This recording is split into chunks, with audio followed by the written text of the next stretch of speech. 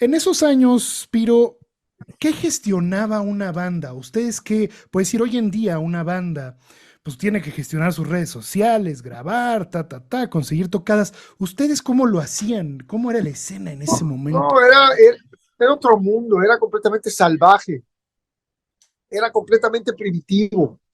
O sea, la primera tocada nuestra fue en el Hoyo Funky de Paco Gruexo y no habían monitores, los monitores no existían.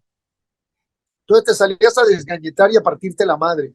Y el Hoyo Funky solamente era pues, para bandas bravas, ¿no? Bandas que realmente querían salir a tocar, porque si no, tocabas en tu casa para tu abuelita y tus papás, ¿me entiendes? Porque no había dónde tocar más que en los hoyos funky, ¿no? En el Salón Brasil, en el gimnasio de la Nueva Tzacualco, en el Salón Veracruz, en la Colmena, obviamente el hoyo de Paco Gruexo, el Salón Antonio Caso era importantísimo porque era un lugar donde llegaban 3,000 o 4,000 chavos cada domingo, ¿no?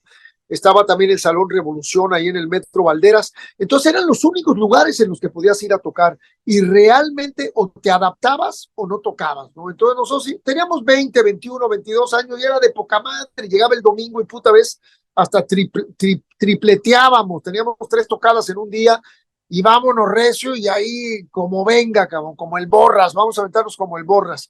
Ya con los años, pues te empiezas a exigir un poco más y empiezas a tratar de superarte, pero yo literalmente lo recuerdo como si anduviéramos con un machete, así cortando la brecha, para poder seguir caminando hacia adelante, porque no pasaba nada. Por eso el documental de Dangerous Rhythm se llama Aquí no pasaba nada, porque realmente no estaba pasando gran cosa si tú no lo generabas, ¿no?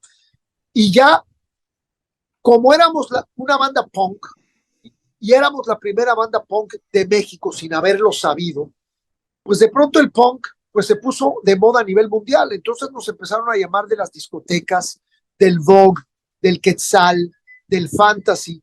Y era cagadísimo porque tocábamos los domingos en lugares muy marginados y de pronto el jueves estábamos tocando para los popis y la gente clase alta, en alguna discoteca donde realmente nos iban a ver como bichos raros, ¿no?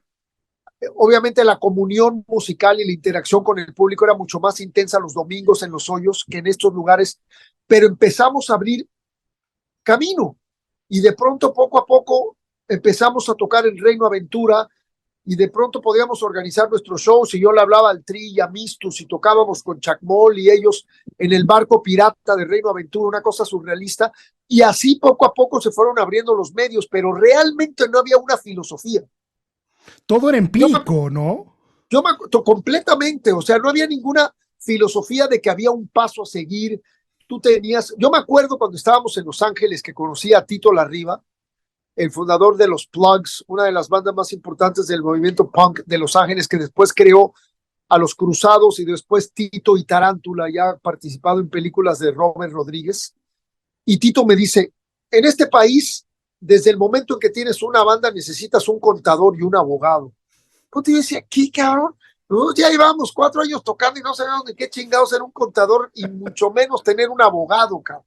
El primer abogado lo tuvimos cuando tuvimos un pedo con una disquera y nos queríamos zafar de la disquera y conseguimos un abogado. Ya después Manrique Moeno, que fue socio de Tragafuegos y Asociados, la compañía de botellita de Jerez con Fernando Arau que abrieron Rocotitlán.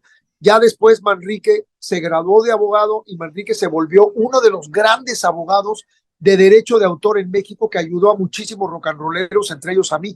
Pero te estoy hablando de muchos años después, pero la década de los 80 era literalmente estábamos construyendo los cimientos del rock mexicano que habían sido destrozados a raíz de Avándaro, porque todo lo que sucedió con los medios de comunicación después de Avándaro, como satanizaron el rock, pues nos hizo muchísimo daño, ¿no? Porque el rock mexicano venía con una creatividad y unas propuestas musicales increíbles, bandas como Bandido, Peace and Love, El Ritual, Enigma, la División del Norte, Love Army. Traíamos un tremendo movimiento de rock mexicano, la invasión de Tijuana, todo eso, y nos lo mataron, porque lo vetaron. Literalmente era como la música del demonio, de la misma manera que satanizaron la marihuana y han satanizado tantas cosas que para que las industrias grandes del alcohol y del tabaco hayan proliferado. De la misma manera satanizaron el rock porque no les convenía, porque sabían que era una música de protesta, contestataria, de rebeldía y le tenían miedo. Y a finales de los 70 se empezaron a abrir puertas otra vez, y pues ya en los 80 es cuando yo digo que realmente se construyeron nuestros cimientos del rock mexicano, ¿no? Y ya después los 90, ¿qué te puedo decir? Y ya mira dónde estamos hoy en día, ¿no?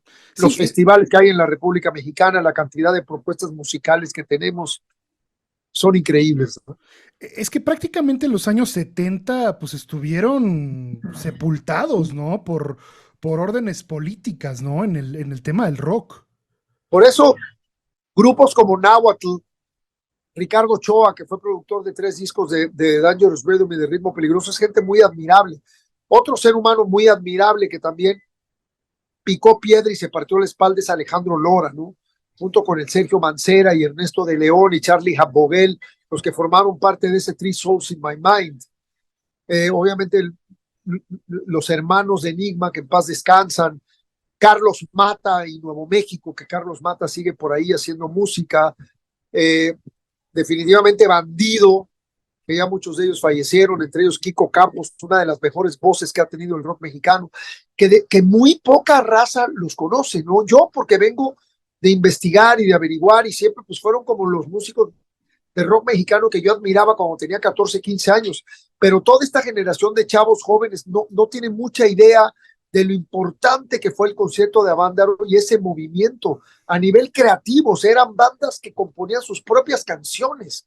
No era lo que sucedía en los 60 con los Locos del Ritmo y con los Teen Tops y todas esas bandas que también tenían mucho mérito, y muchos de ellos tenían rolas propias, pero muchos tenían muchos covers americanos traducidos al español, ¿no? Pero el movimiento creativo de Avándaro es una cosa innegable e importantísima en la historia del rock mexicano, ¿no?